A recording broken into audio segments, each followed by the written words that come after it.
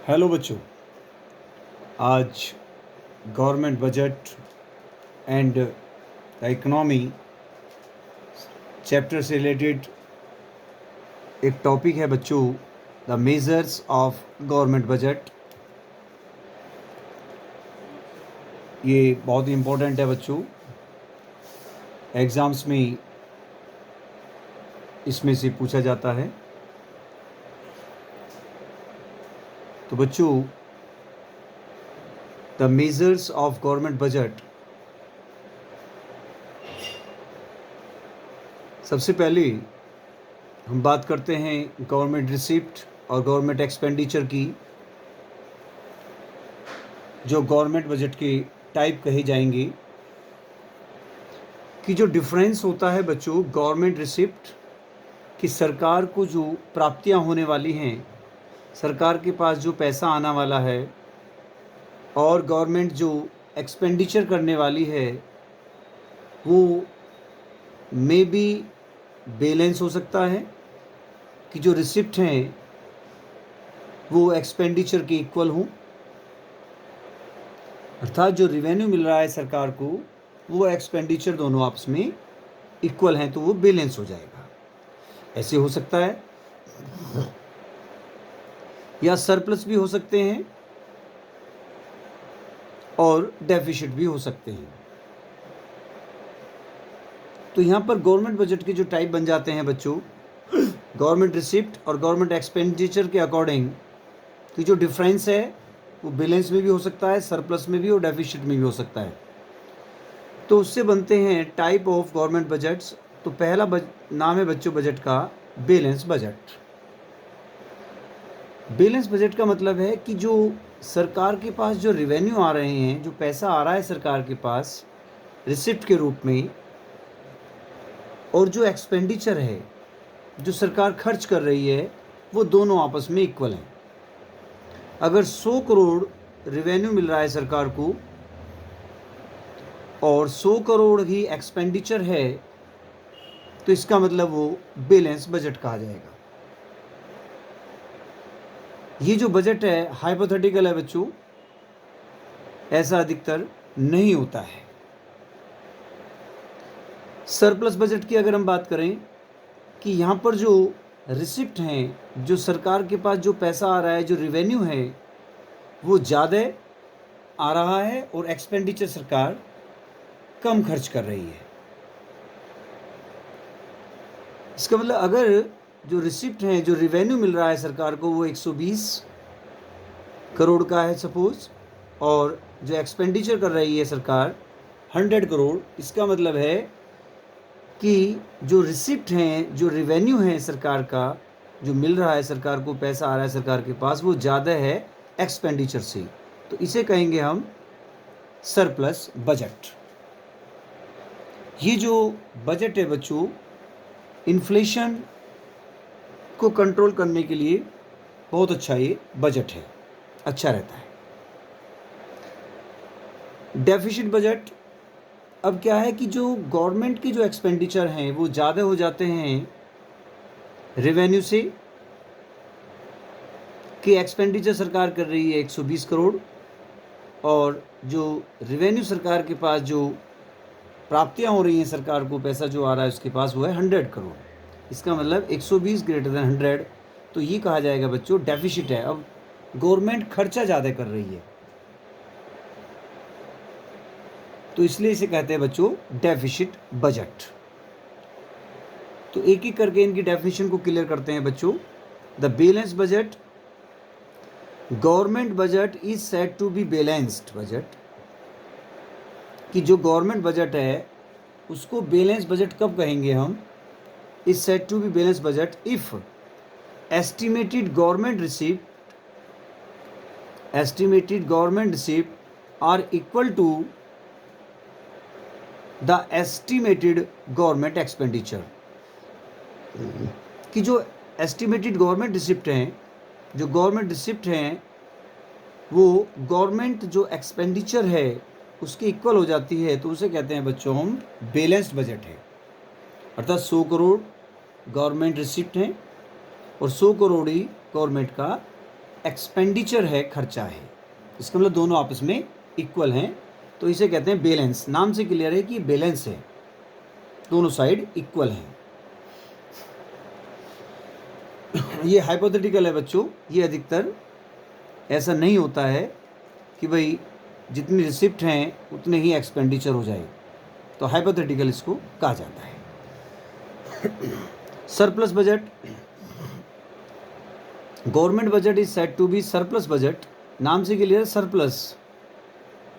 Surplus budget हो गया है if estimated government receipt are more than the estimated government expenditure.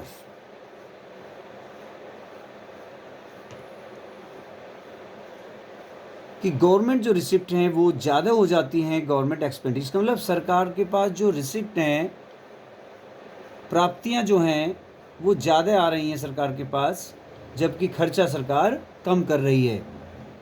120 की receipt मिली सरकार को और 100 उन्होंने क्या कर दिया, एक्सपेंडिचर। इसका मतलब इसे कहेंगे हम सरप्लस बजट, कि अब रिसिप्ट ज़्यादा है, सरकार के पास पैसा ज़्यादा आ रहा है और खर्चा सरकार कम कर रही है, तो इसे कहते हैं बच्चों सरप्लस बजट। थर्ड है बच्चों deficit budget. Government budget is said to be deficit. Deficit का मतलब है कि ये घाटे का बजट है, इसमें घाटा हो रहा है, लॉस हो रहा है। If estimated government expenditures are more than estimated government receipt, कि जो सरकार के पास जो खर्चे हो रहे हैं, सरकार जो खर्च कर रही है वो ज़्यादा कर रही है, और सरकार के पास जो रिसिप्ट हैं, जो प्राप्तियां हो रही हैं, जो पैसा आ रहा है सरकार के पास, वो कम आ रहा है। कि 120 करोड़ का सरकार ने खर्च कर दिया और जो 100 करोड़ है वो रिसिप्ट हैं आप सरकार के पास जो उसको मिल रही हैं। इसका मतलब खर्चे ज़्यादा और प्राप्तियां कम हो रही हैं, रिसिप्ट कम मिल रही हैं, इसे बोलते हैं ये डेफिसिट बजट है। क्या है बच्चों, डेफिसिट बजट। तो नाम से क्लियर है, बैलेंस, दोनों इक्वल होंगे। सरप्लस में रिसिप्ट ज़्यादा होंगी और एक्सपेंडिचर कम, और डेफिसिट का मतलब नाम से क्लियर है कि खर्चे ज़्यादा है, एक्सपेंडिचर सरकार ज़्यादा कर रही है, और सरकार को जो पैसा मिल रहा है, जो रिसिप्ट मिल रही हैं वो कम है। तो ये है बच्चों डेफिसिट बजट। तो बच्चों डेफिसिट बजट क्लियर हो गया बच्चों को कि सरकार एक्सपेंडिचर ज़्यादा कर रही है और उसको रिसिप्ट जो है कम है, इसलिए वो है आपका डेफिसिट बजट। अब है बच्चों कि जो डेफिसिट बजट है या बजटरी डेफिसिट, सरकार का जो बजटरी डेफिसिट है, जो घाटा है, कि इसका मतलब कि जो टोटल एक्सपेंडिचर हैं वो ज़्यादा हैं और टोटल रिसिप्ट कम है। Total expenditure is more than total receipt. Total expenditure greater than total receipt, तो ये है आपका बजटरी डेफिसिट कहा जाता है। कि जो टोटल एक्सपेंडिचर हो रहे हैं, दो तरह के एक्सपेंडिचर होते हैं बच्चों, रिवेन्यू एक्सपेंडिचर और कैपिटल एक्सपेंडिचर। वहाँ पर टोटल की बात की गई है, दोनों आ गई, रिवेन्यू भी और कैपिटल भी, दोनों expenditure. Total receipt, revenue receipt और कैपिटल रिसिप्ट, तो सरकार के पास दोनों से जो पैसा आ रहा है रिसिप्ट के रूप में, और उन दोनों को ही क्या कर रही है गवर्नमेंट, खर्च कर रही है, एक्सपेंडिचर कर रही है। जैसे बजट में आपने देखा कि रिसिप्ट और एक्सपेंडिचर, सरकार को प्राप्तियां होंगी, पैसा आएगा सरकार के पास, और एक्सपेंडिचर गवर्नमेंट करेगी। तो रिसिप्ट दो प्रकार की हैं बच्चों, रिवेन्यू रिसिप्ट और कैपिटल रिसिप्ट, और एक्सपेंडिचर हैं रिवेन्यू एक्सपेंडिचर और कैपिटल एक्सपेंडिचर। रिवेन्यू रिसिप्ट का मतलब है नाइदर नोर का प्रयोग करते हैं, ना तो सरकार की लाइबिलिटी क्रिएट हो रही है नॉर रिड्यूस एसेट्स। ना तो लाइबिलिटी क्रिएट है ना रिड्यूस एसेट्स है, वो है आपके रिवेन्यू रिसिप्ट।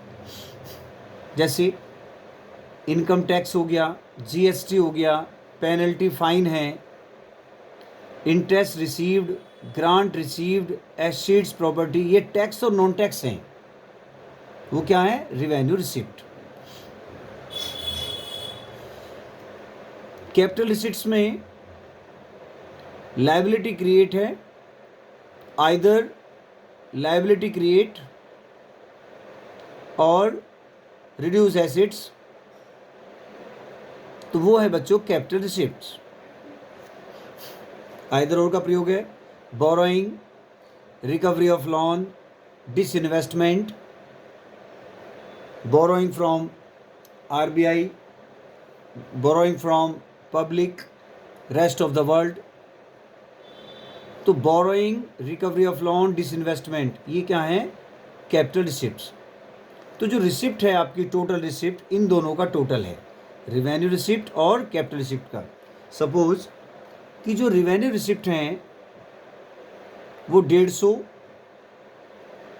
सरकार के पास जो पैसा आ रहा है कहाँ से आ रहा है बच्चों? इनकम टैक्स से, जीएसटी है, पेनल्टी है, फाइन है, इंटरेस्ट है, ग्रांट रिसीव्ड करी, एसेट्स प्रॉपर्टी, अर्थात टैक्स और नॉन टैक्स से पैसा आया। कितना है सरकार के पास?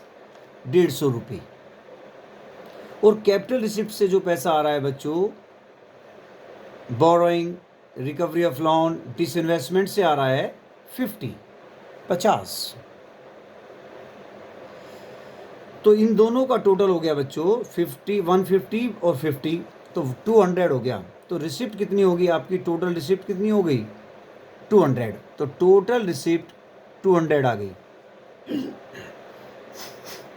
अब टोटल एक्सपेंडिचर की बात करें तो पता चल जाएगा कि बजटरी डेफिसिट कितना है। एक्सपेंडिचर्स में कि revenue expenditure, capital expenditures. Definition, neither create assets nor reduce liability.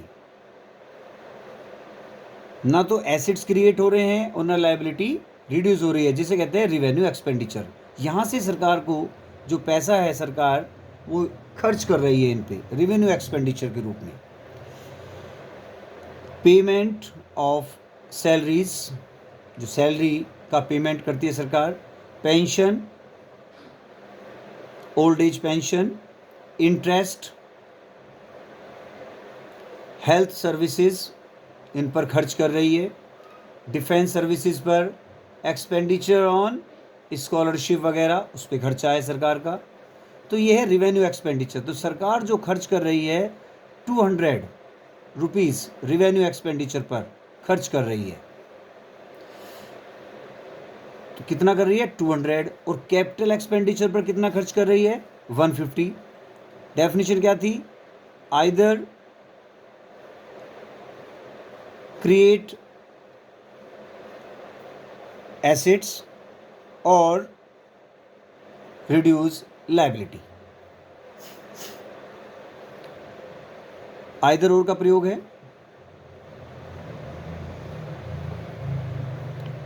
Construction of metro, construction of road, construction of hospital. तो यहाँ पर एसेट्स क्रिएट हो रहे हैं। यहाँ पर रिवेन्यू एक्सपेंडिचर में neither create assets nor reduce liability, neither nor का प्रयोग है रिवेन्यू में। और कैपिटल में आइदर क्रिएट एसेट्स और रिड्यूस लायबिलिटी।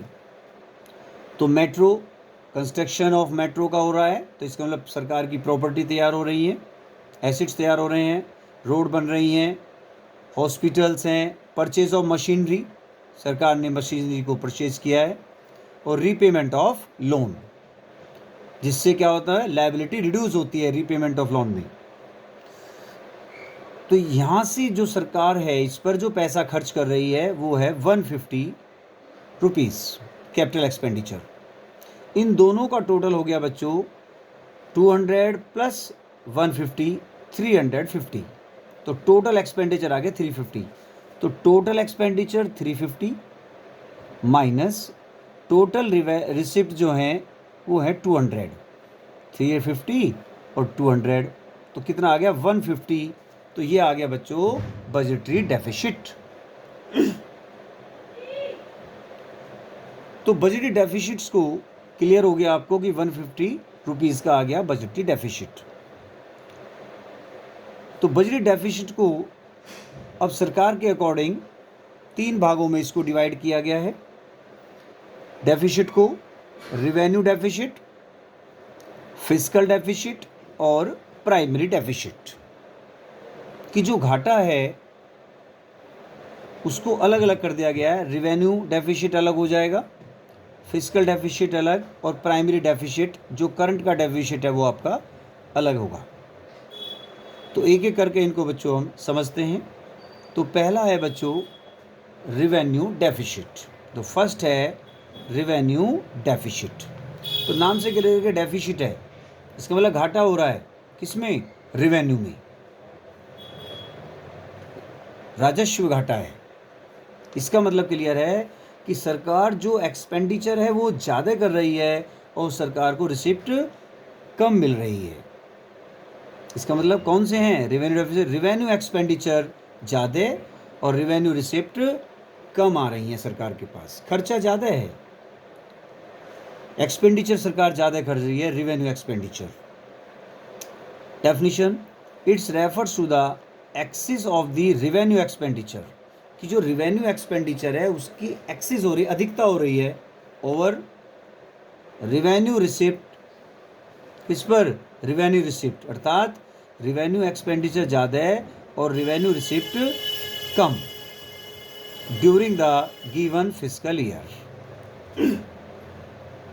तो डेफिनेशन होगी क्लियर, रिवेन्यू डेफिसिट इक्वल हो जाएगा revenue expenditure minus revenue receipt. Short में revenue deficit R D equal to revenue expenditure R E minus revenue receipt R R. तो देखिए ध्यान से, रिवेन्यू एक्सपेंडिचर 200 है, रिवेन्यू एक्सपेंडिचर 200, डेफिसिट निकाल रहे हैं रेवेन्यू डेफिसिट, और रिवेन्यू रिसिप्ट 150। तो कितना बच गया बच्चों, तो रिवेन्यू डेफिसिट आ गया आपका 50। इसका मतलब है सरकार जो रिवेन्यू एक्सपेंडिचर पर खर्च ज़्यादा कर रही है, इसका मतलब है सैलरीज वगैरह पेमेंट कर रही है सरकार, पेंशन दे रही है, ओल्ड एज पेंशन है, इंटरेस्ट है, हेल्थ सर्विसेज है, डिफेंस सर्विसेज है, एक्सपेंडिचर ऑन स्कॉलरशिप वगैरह ज़्यादा दे रही है। तो इस पर सरकार पैसा खर्च कर रही है, रिवेन्यू एक्सपेंडिचर ज़्यादा है, 200 आ गया। जबकि जो सरकार को रिसिप्ट मिल रही हैं किसके थ्रू, टैक्स और नॉन टैक्स में, वो पैसा सरकार के पास कम आ रहा है 150। टैक्स और नॉन टैक्स मतलब इनकम टैक्स से पैसा सरकार के पास कम आ रहा है, GST, penalty, fine, interest, grant received, assets वगैरह, यहाँ से पैसा सरकार को कम मिल रहा है 150। तो रेवेन्यू डेफिसिट आ गया आपका 50। जो राजस्व घाटा है वो आ गया आपका 50। तो इसका मतलब है कि इस डेफिसिट को कम करने के लिए सरकार को क्या करना पड़ेगा कि जो रेवेन्यू रिसिप्ट हैं, सरकार को टैक्स और नॉन टैक्स से जो पैसा आ रहा है उसको इंक्रीज करना पड़ेगा, और जो रिवेन्यू एक्सपेंडिचर है जो इन पर सरकार खर्च कर रही है, पेमेंट सैलरीज पर, पेंशन पर, इंटरेस्ट, इसको क्या करना पड़ेगा बच्चों, कम करना पड़ेगा। तो रिवेन्यू रिसिप्ट सरकार के पास ज़्यादा आनी चाहिए, इसको बढ़ाना पड़ेगा, टैक्स नॉन टैक्स की बात की जाती है, और रिवेन्यू एक्सपेंडिचर्स में इनको क्या करना पड़ेगा, आप सरकार को खर्चे कम करने पड़ेंगे, जिससे कि जो रिवेन्यू डेफिसिट है वो कम हो जाएगा। अब क्या इसके इम्प्लीकेशंस होंगे बच्चों ऑफ रिवेन्यू डेफिसिट के इकोनॉमी में, उसके बारे में समझते हैं। Implications of revenue deficit. तो इसके क्या इम्प्लीकेशंस होंगे रिवेन्यू डेफिसिट के इकोनॉमी में? Inability of government meet its regular and recurring expenditure in the proposed budget। जो proposed budget है आपका, उसमें सरकार को जो डेली यूज के जो खर्चे हैं उनको पूर्ण करने के में असमर्थ है, वो इनएबिलिटी है उसके अंदर। पहला इम्प्लीकेशन है। दूसरा कि it implies that the government is dissaving कर रही है। डिस सेविंग का मतलब है कि सरकार जितने अदर सेक्टर्स हैं उनकी जो सेविंग है उनका यूज कर रही है सरकार। इसका मतलब गवर्नमेंट इज डिस सेविंग कर रही है। जो और सेक्टर्स हैं वहां पर जो सेविंग है उनका यूज कर रही है सरकार।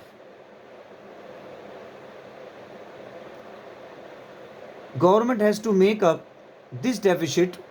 अब सरकार जो है इस डेफिसिट को कम करने के लिए क्या कर रही है बच्चों? कैपिटल रिसिप्ट से,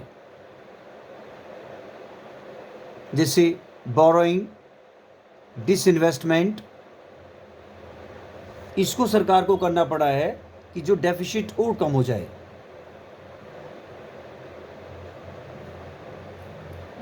बोरोइंग, सरकार उधार ले रही है, कैपिटल रिसिप्ट्स का प्रयोग कर रही है। डिसइन्वेस्टमेंट, जो उसके पास शेयर हैं या उसके पास जो सरकार की जो प्रॉपर्टीज़ हैं उनको सोल्ड आउट कर रही है। डिसइन्वेस्टमेंट, प्राइवेट सेक्टर्स को, वहां से पैसा आ रहा है सरकार के पास। Use of capital receipts for meeting the extra consumption expenditure leads an inflation situation in the economy. कि जो कैपिटल रिसिप्ट्स का सरकार यूज कर रही है, बोरोइंग, डिसइन्वेस्टमेंट्स, तो इससे क्या हो रहा है बच्चों? इन्फ्लेशनरी सिचुएशन हो रही है इकोनॉमी में। इससे क्या होता है? जो रेवेन्यू डेफिसिट है वो इंक्रीज हो रहा है। तो जब रेवेन्यू डेफिसिट इंक्रीज होगा, a high revenue deficit gives a warning, एक चेतावनी देता है, सिग्नल टू द गवर्नमेंट, सरकार को चेतावनी दे रहा है कि जो हाई रेवेन्यू डेफिसिट है, to either curtail its expenditure, कि जो एक्सपेंडिचर्स है उनको कम करें, और इंक्रीज इट्स रेवेन्यू, और जो रेवेन्यू है उनको इंक्रीज करें। ये चेतावनी है हाई रेवेन्यू डेफिसिट होने पर। तो ये है बच्चों इम्प्लीकेशंस ऑफ रेवेन्यू डेफिसिट। दूसरा है बच्चों फिस्कल डेफिसिट। वहां पर रेवेन्यू की बात की थी रेवेन्यू डेफिसिट में, कि revenue expenditure, revenue receipt. Fiscal deficit में अब कैपिटल्स की ओर बात की जाएगी। इसके अंदर capital expenditure, capital receipts, total expenditures हो जाएंगे। It refers to the excess of total expenditure over total receipt, कि जो टोटल एक्सपेंडिचर हैं उसकी अधिकता हो जाएगी किस पर? टोटल रिसिप्ट पर। इसका मतलब यह है कि जो टोटल एक्सपेंडिचर्स हो रहे हैं सरकार के, वो ज़्यादा हो रहे हैं, और जो टोटल रिसिप्ट हैं वो सरकार को कम मिल रही हैं। एक्सक्लूडिंग बोरोइंग, जो सरकार बोरो कर रही है उसको छोड़कर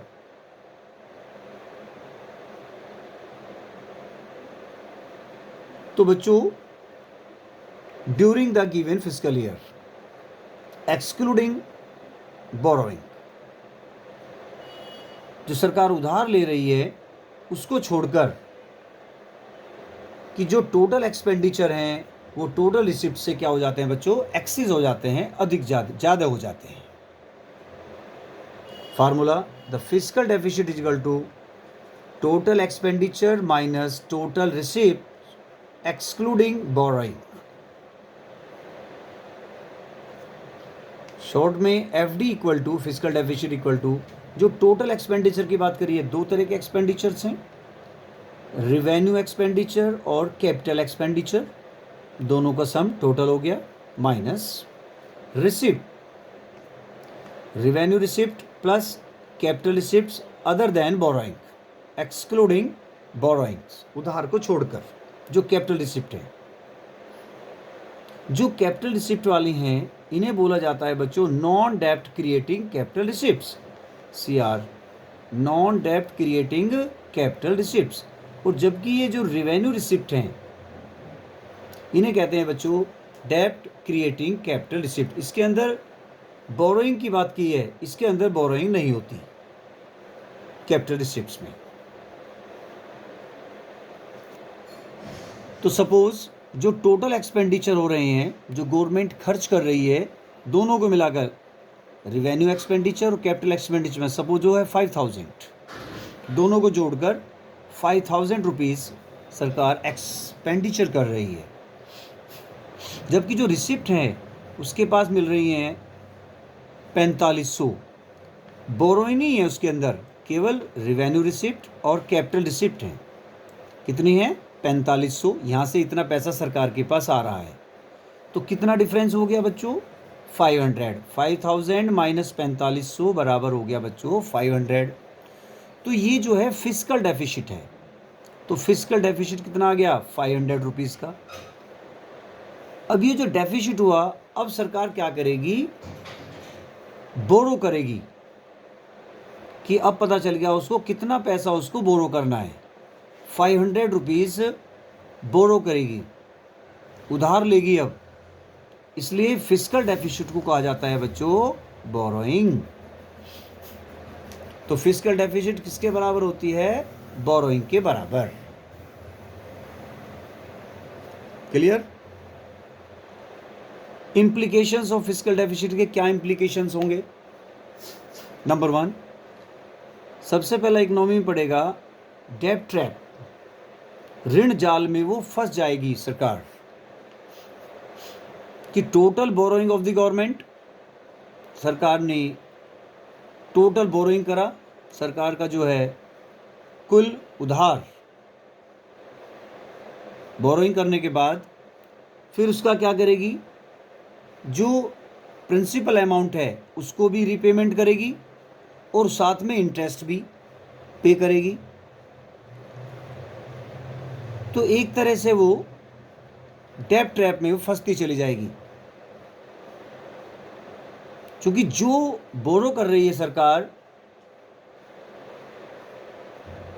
उसका इंटरेस्ट भी और उसका रीपेमेंट भी, जो अमाउंट है उसने लोन लिया है,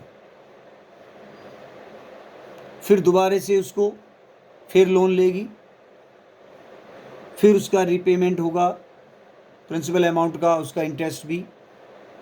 तो इस तरह से क्या है, सरकार ऋण जाल में फंस जाती है। इन्फ्लेशन की स्थिति, इकोनॉमी में इन्फ्लेशन हो जाएगा, क्योंकि बोरो किया जाएगा फ्रॉम RBI से, कि जब सरकार RBI से बोरो करेगी, उधार लेगी, तो क्या होगा कि जो RBI है वो प्रिंट करेगा न्यू करेंसी, और जब न्यू करेंसी इकोनॉमी में आ जाएंगी तो जो मनी सप्लाई है इकोनॉमी में वो इंक्रीज हो जाएगी। तो मनी सप्लाई इंक्रीज होने से कि जो जनरल प्राइस है इकोनॉमी में वो इंक्रीज हो जाएगा, और जो डिमांड है इकोनॉमी में वो ज़्यादा हो जाएगी। इससे क्या होगा बच्चों, इन्फ्लेशन की सिचुएशन बन जाएगी। फॉरेन डिपेंडेंस कि जब गवर्नमेंट बोरो करेगी रेस्ट ऑफ द वर्ल्ड से, सरकार ने रेस्ट ऑफ द वर्ल्ड से उधार ले लिया, तो एक तरह से कि जो गवर्नमेंट है फॉरेन डिपेंडेंस होगी।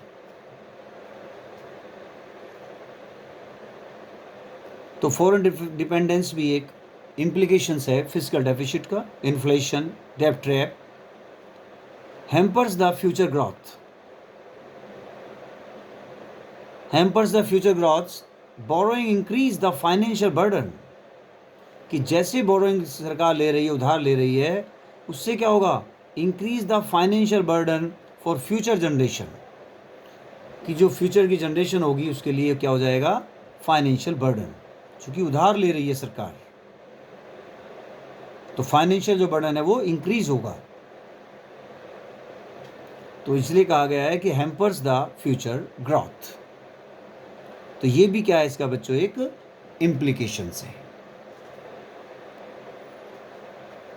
नेक्स्ट है बच्चों फिजिकल डेफिसिट। क्लियर हो गया है कि भाई टोटल एक्सपेंडिचर ज़्यादा कर रही है सरकार और टोटल रिसिप्ट एक्सक्लूडिंग बोरोइंग, वो सरकार के पास जो रिसिप्ट है वो कम आ रही है। सरकार और जो है चाहती है कि भाई डेफिसिट और कम कैसे किया जा सकता है। करंट में डेफिसिट कितना है उसको देखना चाहती है। तो नाम आ गया बच्चों प्राइमरी डेफिसिट। कैसे होगा, it's refers to the difference between physical deficit of the current year and interest payment on the previous borrowing. जो पहले बोरोइंग किया रहा था उसका इंटरेस्ट पेमेंट, उनका डिफरेंस है कि प्राइमरी डेफिसिट इक्वल टू है fiscal deficit of current year का minus interest payment on the previous borrowing. इसका मतलब फिजिकल डेफिसिट और इंटरेस्ट पेमेंट का डिफरेंस प्राइमरी डेफिसिट है। ये जो इंटरेस्ट पेमेंट है ये पिछली साल का किया जा रहा है, एक साल बाद जो पहले लोन लिया था उसका इंटरेस्ट पेमेंट किया, उसको माइनस कर दिया, तो वो प्राइमरी डेफिसिट आ जाएगा। करंट में कितना डेफिसिट है, तो physical deficit minus interest payment, primary deficit equal हो जाएगा physical deficit minus interest payment. Suppose physical deficit जो था वो है 500 और जो पिछली साल का जो इंटरेस्ट पेमेंट किया सपोज 40 है, तो प्राइमरी डेफिसिट हो जाएगा 460, 460। तो प्राइमरी डेफिसिट्स क्या है बच्चों, करंट के लिए डेफिसिट की बात की गई है कि जो फिजिकल डेफिसिट है करंट ईयर का उसमें से माइनस कर दें interest payment on the previous borrowing. जो पहले आपने प्रीवियस में जो बोरो किया था उसका इंटरेस्ट पेमेंट को माइनस कर देंगे तो प्राइमरी डेफिसिट आपको मिल जाएगा।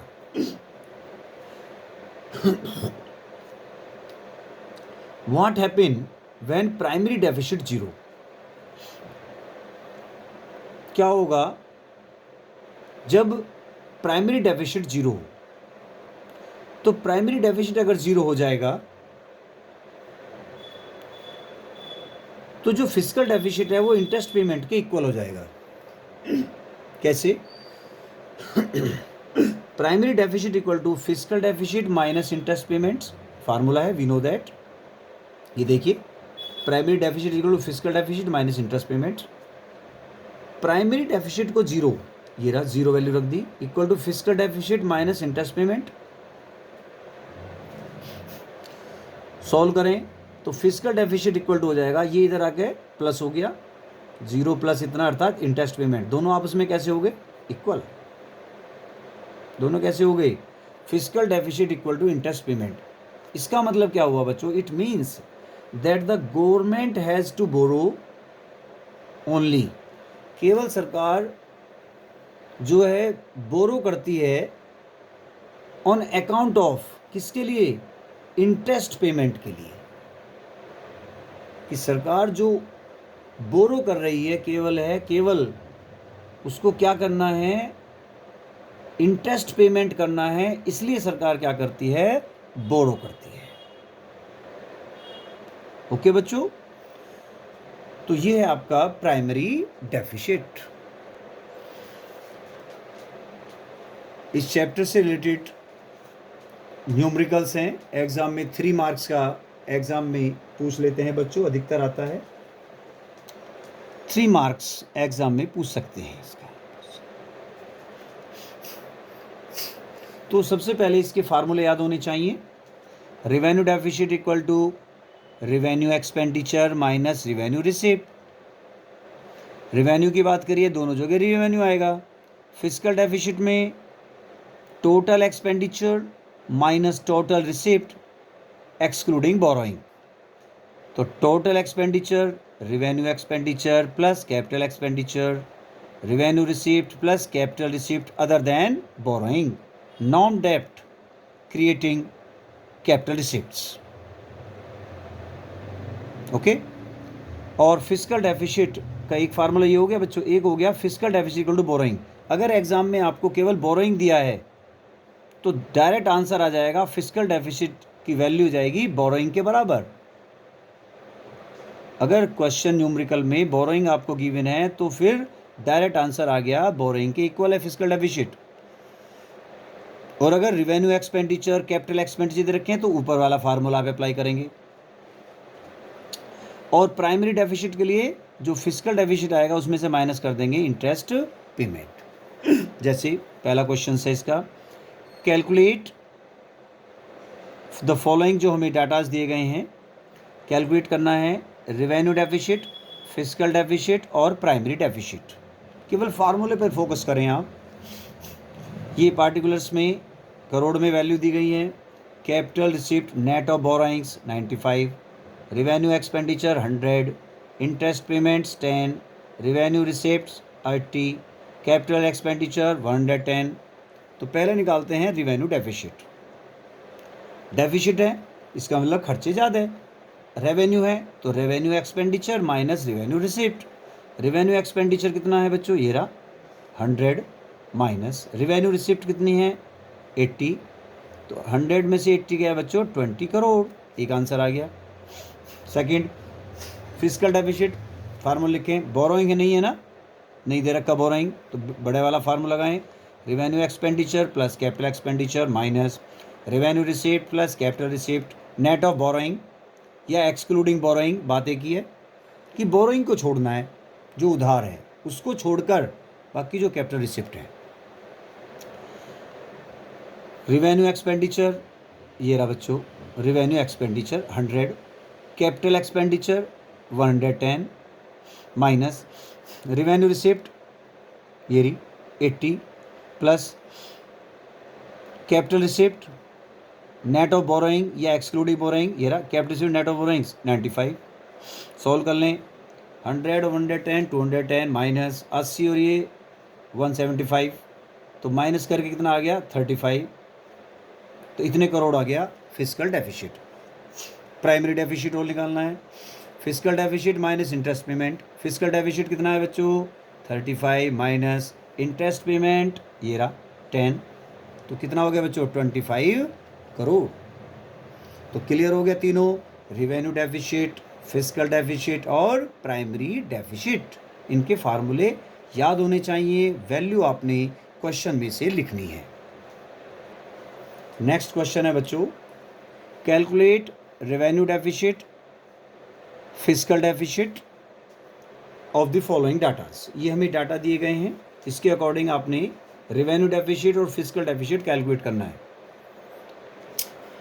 टैक्स रिवेन्यू दिया हुआ है 1000, revenue expenditure 3821, non tax revenue 2000, recovery of loan 135, capital expenditure 574, disinvestment 100, interest payments 1013।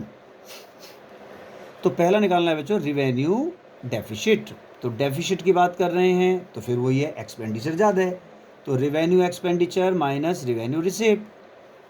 Revenue expenditure कितना है बच्चों, देखो रिवेन्यू एक्सपेंडिचर ये रहा 3821, 3821 वैल्यू पुट करनी है, माइनस रिवेन्यू रिसिप्ट देखो बच्चों है क्या, नहीं है, लेकिन रिवेन्यू रिसिप्ट का मतलब क्या है कि जो टैक्स और नॉन टैक्स की बात की गई है, टैक्स रिवेन्यू और नॉन टैक्स रिवेन्यू, तो इसका मतलब दोनों को ऐड करके क्या मिल जाएगी, रिवेन्यू रिसिप्ट।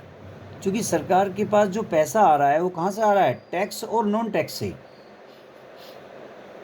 तो देखो बच्चों, तो रिवेन्यू रिसिप्ट क्या लिखते हैं, टैक्स और नॉन टैक्स, चूंकि ये रिवेन्यू रिसिप्ट है तो टैक्स रिवेन्यू देखो कितना है बच्चों 1000, नॉन टैक्स रिवेन्यू 2000, ये रहा बच्चों 2000। सॉल्व कर लें, 3821 माइनस ऐड करें 3000, माइनस करेंगे तो 821 करोड़, एक आंसर आ गया रेवेन्यू डेफिसिट। दूसरा फिस्कल डेफिसिट, क्या बोरोइंग हमें दे रखा है, नहीं है, तो बड़े वाला फार्मूला लगाएं, total expenditure minus total receipt excluding borrowing.